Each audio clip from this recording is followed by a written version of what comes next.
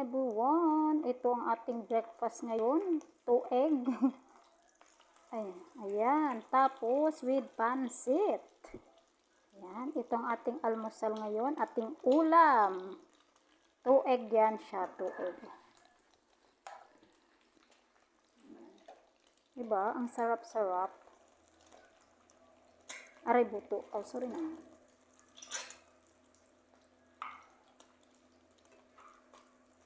Oh. Okay, diba?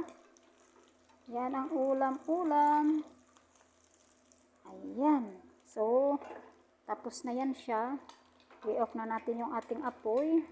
Tapos atin siyang ilalagay sa isang plato.